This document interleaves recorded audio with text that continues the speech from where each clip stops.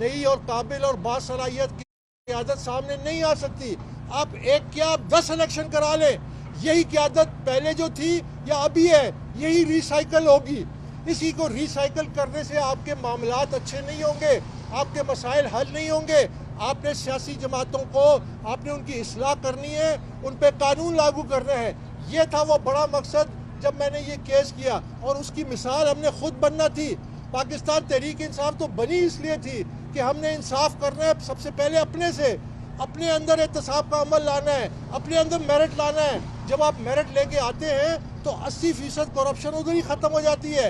ये हमारा root cause है प्रॉब्लम का, लीडरशिप की क्राइसिस का, ये फॉरेन फंडिंग केस।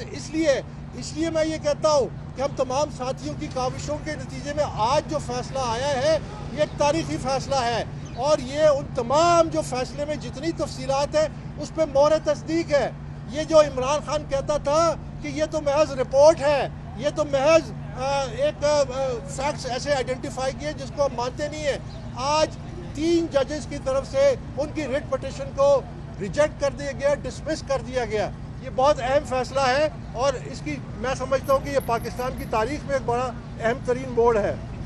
साथ ही साथ मैं ये कहता हूँ कि पाकिस्तान में जब हमने ये केस किया, जैसे कि मैंने पहले कहा, मैं 12 ये कहता था कि पाकिस्तान की कौमी सलामती दांव पे लग गई है, जबकि मुझे बुला के उस वक्त के करते धरते मुझे ये कहते थे कि आप ये केस वापस ले लें, आप ये केस वापस ले लें क्योंकि पाकिस्तान की कौमी सलामती खतरे में पड़ती है।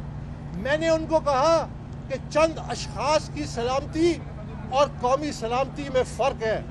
कौमी सलामती को पहचाने, एक सियासी जमात के लीडर को इतने बड़े पैमाने पे गैर कानूनी फंडिंग हो रही है, इसका कोई मकसद है, और वो मकसद अब सामने आ चुका है कि पाकिस्तान तहरीक इंसाफ की जो इस वक्त सियासत है वो सिवाय इंतशार के, ये इससे पाकिस्तानी कौम को कोई फ़ायदा नहीं हो रहा, इस पाकिस्तानी कौम को नुकसान ही नुकसान है। ये आप समझिए कि एक मुल्क दुश्मनी हो रही है, ये सियासत नहीं हो रही। हमने आगे सोचना है कि हमने आगे कैसे निकलना है और इस रास्ते पे कैसे चलना है कि पाकिस्तान को हम एक बेहतर क़यादत दे सके। याद रखिए कि पिछले 10-15 सालों में जो मुसलमान मुल्कों में सिविल वॉर्स हुई हैं, उसके पीछे भी एक एजेंडा था, उसके पीछे भी एक साजिश थी। उसमें भी जंग इक़्तिदार की जंग से शुरू हुआ।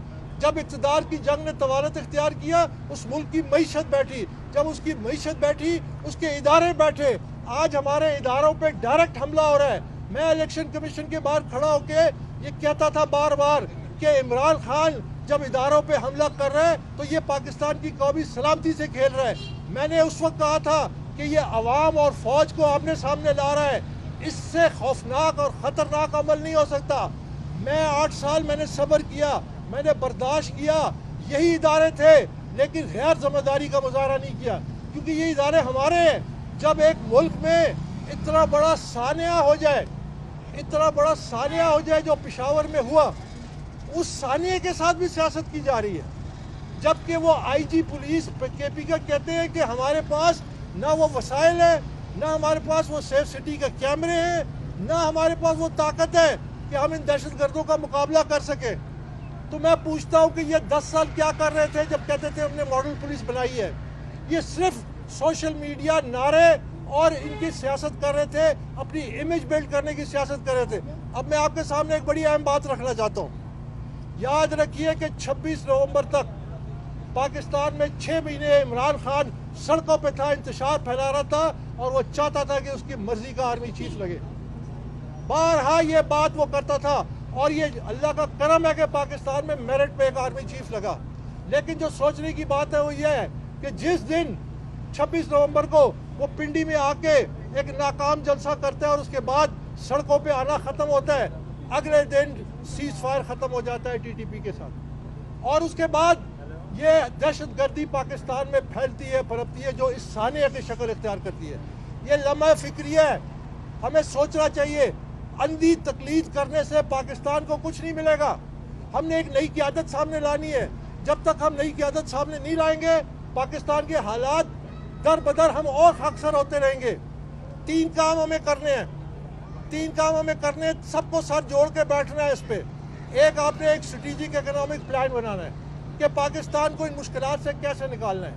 दूसरा, आपने एक स्ट्रेटेजिक सिक्योरिटी प्लान बनाना है कि जो हमें खदशात हैं उसको हम कैसे फेस करें, जो चैलेंजेस है मगरब से मशरक़ से दहशतगर्दी के, सब ने यक ज़बान होके और एक उस यकजोई से इसका मुकाबला करना है। और तीसरी बात, हमने सियासी इस्लाह करनी है। सियासी इस्लाह का एक ही तरीका है कि तमाम सियासी जमातों को इलेक्शन कमीशन के नीचे जो उनके कवानीन है उसके तहत मातहत करे या बादशाहतें ख़त्म करे।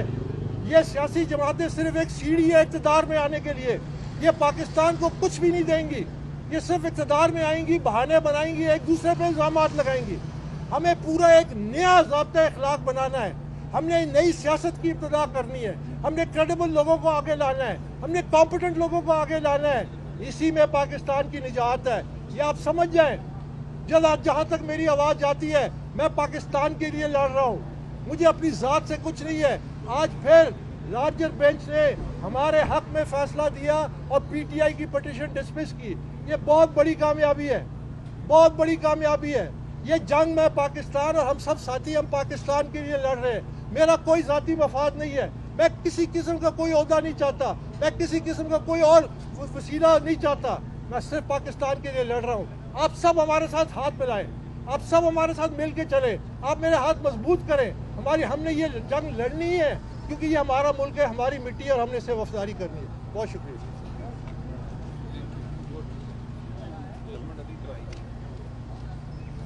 Thank you.